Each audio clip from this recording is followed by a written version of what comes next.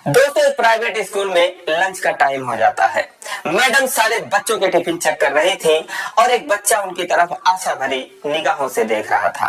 वो मैडम उस बच्चे के पास जाती है, उसका टिफिन देखती है तो हमेशा की तरह आज भी वो अपने टिफिन में सिर्फ 4 बिस्कुट और कुछ मूंगफली के दाने ही लेकर आया था। वो मैडम उसे अपने टिफिन में से एक रोटी और थोड़ी सी सब्जी निकाल कर देती हैं, जिसे देखकर सारे बच्चे हंसने लगते हैं। वो उन सारे बच्चों को डांटती हैं और उसके बाद आकर अपने चेयर पर बैठ जाते हैं। वो भी लंच करने लगती है और ये बच्चा भी उनकी दी हुई रोटी को बड़े चाव से खाता है। रोटी खाने के बाद उसके मुरझाए हुए चेहरे को ताजगी मिलती है, उसे बड़ी खुशी मिलती है। दोस्तों, एक यूकेजी में पढ़ने वाले 5 साल के बच्चे की एक बहुत ही भावुक कर देने वाली कहानी है। आइए जानते हैं पूरी कहानी इस वीडियो में। लेकिन वीडियो में आगे बढ़ने से पहले बस वही रिक्वेस्ट कि आप वीडियो को लाइक कर दीजिए, चैनल को भी सब्सक्राइब कर दीजिए ताकि मेरा हौसला बढ़ता रहे। दोस्तों, ये कहानी है महाराष्ट्र के कोल्हापुर जिले की। एक प्राइवेट स्कूल में एक बच्चा पढ़ाई कर रहा था। उस बच्चे का नाम बिट्टू होता है। 5 साल का ये बच्चा यूकेजी में पढ़ता है। बहुत ही सीधा, बहुत ही प्यारा बच्चा होता है वो, लेकिन जितना ही प्यारा था उतना ही दुखों का मारा था। दोस्तों, उसकी माँ नहीं थी। 6 महीने पहले वो उसको छोड़कर हमेशा के लिए इस दुनिया से चली गई थी। दोस्तों, उसके घर में बिट्टू के अलावा उसके पापा होते हैं जिनका नाम श्याम होता है। श्याम मुंबई में काम करता था, लेकिन 6 महीने पहले जब उसकी पत्नी की मौत हो जाती है तो वो घर पे आ जाता है और उसके बाद फिर जा ही नहीं पाता, क्योंकि बिट्टू जो है वो सिर्फ 5 साल का होता है। हालांकि उसके ननिहाल वाले या फिर उसकी जो बुआ होती है, श्याम की 2 बहनें भी थी, वो कहती हैं कि इसको हमारे पास भेज दो, हमें इसको देखेंगे, तुम कहाँ इसको देख पाओगे। इतने छोटे बच्चे के लिए एक माँ का होना जरूरी होता है। लेकिन दोस्तों, बिट्टू को जब वो अपने घर ले जाते हैं तो 10 दिन से ज्यादा किसी के घर पे रुकता ही नहीं है। मम्मी मम्मी, पापा पापा कह के रोता रहता था। लोग परेशान हो जाते थे और इधर श्याम का भी मन नहीं लगता अपने बेटे के बिना। यही सोचता कि एक माँ के बिना मेरा बेटा कैसे होगा। वो उसको अपने घर ले आते हैं। अब क्योंकि उसका पढ़ना भी जरूरी था, यूकेजी में वो पढ़ रहा था। दोस्तों, सुबह सुबह बिट्टू के स्कूल की बस आ जाती थी। वो उसको जगाता था, उसके बाद ब्रश कराता, नहलाता, कपड़े पहनाता, तैयार करता और इन सब में इतना टाइम निकल जाता कि उसे लंच बनाने का मौका ही नहीं मिलता। जो रात की बची हुई रोटी थी, एक रोटी वो किसी तरीके से बिट्टू को खिला देता है। उसके बाद उसके लंच में बिस्किट और वही भुने हुए मूंगफली के कुछ दाने रख देता है। उसके बाद उसको स्कूल भेज देता है। अब दोस्तों, जिस स्कूल में बिट्टू पढ़ता था वहाँ पर चिप्स वगैरह लाना अलाउ नहीं था। सिर्फ शनिवार के ही दिन कुछ छूट दी गई थी और बाकी दिन जो है वो रोटी, पूरी, पराठे यही सब लाना होता था। तो इसीलिए बच्चों के टिफिन चेक किए जाते थे कि कहीं कोई पास्ता नहीं लाया है, मैगी नहीं लाया है, वो प्रॉपर लंच लाए हैं कि नहीं लाए हैं। तो इसीलिए उनका टिफिन चेक किया जाता था। लेकिन जब बिट्टू का टिफिन देखते थे तो उसके टिफिन में वही बिस्किट और वही दाने मिलते थे। जब कई बार ऐसा हो गया तो घर पे उसके पापा को फोन लगाया जाता है कि आप अपने बच्चे को लंच क्यों नहीं देते हैं। दोस्तों, वो यही कहते कि मैं आगे से ध्यान रखूंगा, टाइम नहीं मिलता है, आपको फिर शिकायत का मौका नहीं मिलेगा। लेकिन दोस्तों, फिर से वही कहानी होती थी। हफ्ते में सिर्फ एक दिन ही वो मुश्किल से उसे रोटी दे पाते थे, बाकी वही बिस्किट और मूंगफली के दाने ही उसको दिया करते थे। अब जो उसकी क्लास टीचर थी दोस्तों, उनका नाम स्वाति होता है। स्वाति जो है 2-3 बार उन्होंने फोन किया, लेकिन उन्होंने भी फोन करना छोड़ दिया और एक दिन अपने टिफिन में से एक रोटी और थोड़ी सी सब्जी बिट्टू को दे देती है। बिट्टू उसे बड़े चाव से खाता है, बहुत खुशी खुशी खाता है। बार बार वो स्वाति मैडम की तरफ देखता है। मैडम को ये सब बहुत अच्छा लगने लगता है। दोस्तों, फिर वो अगले दिन उसे रोटी दे देती है और इस तरीके से यही सिलसिला बहुत दिनों तक चलता है। जैसे ही लंच होता, बिट्टू आशा भरी निगाहों से मैडम की तरफ देखता और मैडम भी उसके लिए एक रोटी शायद एक्स्ट्रा ही लाती थी, लाके उसके टिफिन में रख देती थी। वो बच्चा खा लेता था। लेकिन दोस्तों, 2-3 दिन के लिए स्वाति मैडम को कहीं बाहर जाना था, तो उन्होंने बच्चों से लंच में कहा कि बच्चों, मैं कल नहीं आऊंगी और शरारत नहीं करना, तुम लोग ठीक से रहना।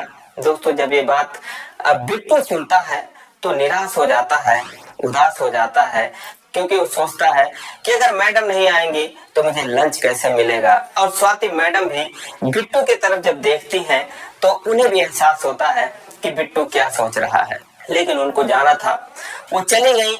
अगले दिन जो है बिट्टू आता है और लंच का टाइम होता है। वो चेयर की तरफ देखता है, लेकिन चेयर पर आज मैडम की जगह एक आया बैठी हुई थी, जो बच्चों के टिफिन वगैरह चेक करके वहां पर बैठ जाती हैं। दोस्तों, बिट्टू जो है बिस्किट निकालता है, उसे खा लेता है, पानी पी लेता है। सारे बच्चे उसी को देख रहे थे, वो हंसने लगते हैं। उन्हें तो मजा आ रहा था। बच्चों को क्या पता दुख और दर्द से उनका क्या वास्ता। ये तो इंसान उम्र बढ़ने के साथ सीखता है, अनुभव करता है, उसके जीवन में ये सब आता है। तो बच्चे होते हैं, उन्हें जो भी बिट्टू के साथ हो रहा था आज मजा आ रहा था। लेकिन दोस्तों, तभी एक मैडम भागी भागी आती है और कहती है कि बिट्टू कौन है। सारे लोग कहते हैं ये है बिट्टू। दोस्तों, उसके लिए रोटी लेकर आई थी। वो उसे एक रोटी और सब्जी दे देती है, कहती है कि बेटा खा लो इसको। दोस्तों, वही दूसरी मैडम ही 3 दिनों तक उसके लिए लंच लेकर आती है। और उसके बाद 3 दिन के बाद जब स्वाति मैडम दोबारा आती हैं, तो वो ऐसे आकर बिट्टू से मिलती हैं कि जैसे कोई माँ अपने बच्चे से मिल रही हो। और बिट्टू भी ऐसे खुश होता है कि जैसे कोई बच्चा अपनी माँ को देखकर खुश हो जाता है। लेकिन दोस्तों, जो दूसरी मैडम थी, उनकी वजह से टीचरों में, स्टाफ में ये बात फैल गई कि एक ऐसा लड़का है और जिसको जो है स्वाति मैडम अपना लंच खिलाती हैं, क्योंकि वो लंच में सिर्फ बिस्किट ही लेकर आता है। तो उस स्कूल के नियम कड़े थे। जब ये बात सबको पता चलती है, तो एक दिन श्याम को बुलाया जाता है। प्रिंसिपल के ऑफिस में श्याम, बिट्टू और स्वाति मैडम जो है, ये तीनों लोग जाते हैं। प्रिंसिपल उन्हें बैठने के लिए कहते हैं। अब दोस्तों, प्रिंसिपल को सारी कहानी पता थी। मजाक करते हैं, कहते हैं अच्छा आप दोनों इस बच्चे के पेरेंट्स हो क्या। अब दोस्तों, स्वाति मैडम भी हंस देती हैं, श्याम भी हंस देता है, प्रिंसिपल भी हंस देते हैं। उसके बाद सीरियस हो जाते हैं, कहते हैं कि हाँ भाई श्याम, आप जो है अपने बच्चे को लंच क्यों नहीं देते हो। आप जानते हो कि रोज रोज बिस्किट खिलाना कितना नुकसानदेह हो सकता है। तो श्याम कहता है कि सर, मैं नहीं चाहता कि मेरा बच्चा लंच में बिस्किट लेकर आए, लेकिन क्या करूं, मेरे पास मजबूरी है। मेरी पत्नी है नहीं, मेरे पत्नी का देहांत हो चुका है। दोस्तों, जब ये बात प्रिंसिपल सुनते हैं तो बहुत दुखी हो जाते हैं। कहते हैं क्या बात करते हो, ये तो हमको पता ही नहीं था। दोस्तों, इस तरीके से गमगीन हो जाता है वहां का माहौल। श्याम की आंखों में आंसू आ जाता है। कहता है ऐसी बात नहीं है, मैं अपने बच्चे को यहाँ से जाता है तो खाना बना के रखता हूँ, अच्छे से इसको खिलाता हूँ, लेकिन सुबह मुझे टाइम नहीं मिलता है, तो इसीलिए जो हो पाता है वही मैं इसको दे देता हूँ। दोस्तों, श्याम वहां से अपने घर पे चला जाता है। लेकिन यहाँ पे सारे लोग डिसाइड करते हैं कि बिट्टू को जो है वो लंच स्कूल से ही प्रोवाइड करा दिया जाएगा।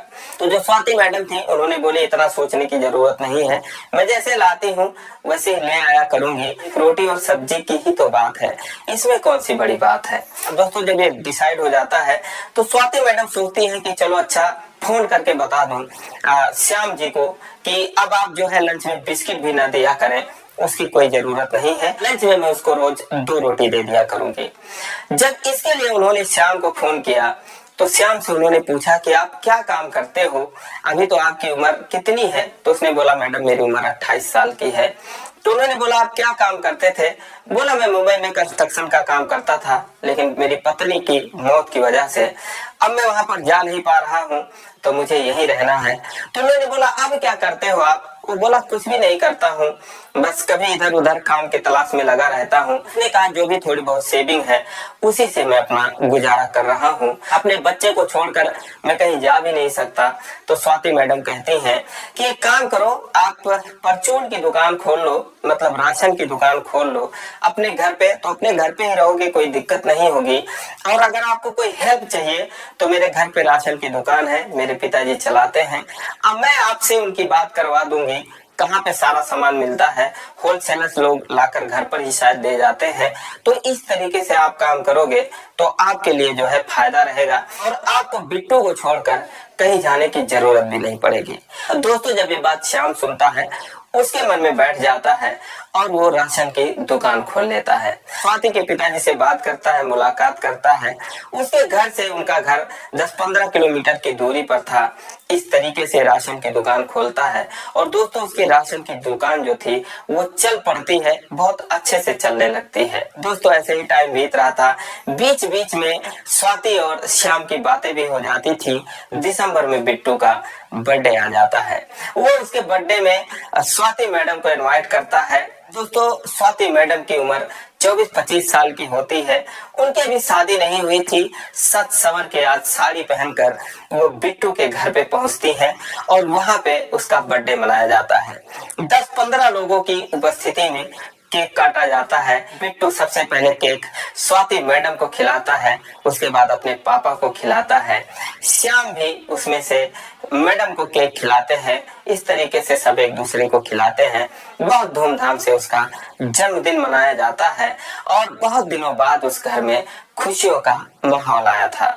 जिस तरीके से बिट्टू मैडम के ही पास रहता था, उनसे इतना लगाव उसका हो गया था जिसको देखकर सारे लोग हैरान थे। श्याम की जो बहनें थी वो भी हैरान थी। दोस्तों बर्थडे खत्म हो जाता है, लेकिन दिसंबर का महीना था, कोहरा छाया हुआ था। स्वाति जो है अपना स्कूटी लेके आई थी। वो कहती है कि अब मैं जा रही हूँ अपने घर पे। तो बिट्टू कहता है कि मैडम आप रुक जाओ ना, क्यों जा रही हो। दोस्तों जब उसकी बात स्वाति मैडम सुनती है, उसे अपने गले से लगा लेती हैं। कहती है बेटा मैं तो चाहती हूँ तुम्हें छोड़कर कभी ना जाऊं, लेकिन सिर्फ तुम्हारे कहने से क्या होगा, पापा तो कुछ कह ही नहीं रहे हैं। तो दोस्तों श्याम भी वहीं पे खड़ा था। वो बोलता है कि मैडम मेरी इतनी खुशकिस्मती कहाँ कि आपको मैं अपने घर पर रोक सकूं, आप मेरे घर पर रुके। अब दोस्तों जब श्याम की ये बात स्वाति मैडम सुनती हैं तो अपना पर्स रखते हुए कहती है अगर ऐसी बात है तो मैं आज जाऊंगी नहीं, मैं बिट्टू के साथ ही रहूंगी। तो श्याम की बहनें तो पहले से ही स्वाति को रोक रही थी, लेकिन जब वो रुकने का फैसला करती है तो उनके खुशियों का कोई ठिकाना नहीं रहता। श्याम भी खुश हो जाता है। खाने पीने का इंतजाम बढ़िया था। उसकी बहनें जो है अच्छे तरीके से खाना बनाती हैं, स्वाति मैडम को खिलाती हैं, उनकी बहुत इज्जत करती हैं। देर रात तक बातें चलती हैं, लेकिन जब सुबह होती है तो स्वाति मैडम जाने लगती हैं। तो उसकी एक बहन कहती है कि मैडम आप बुरा मत मानना, आप बहुत अच्छी हो, मेरा भाई भी बहुत अच्छा है।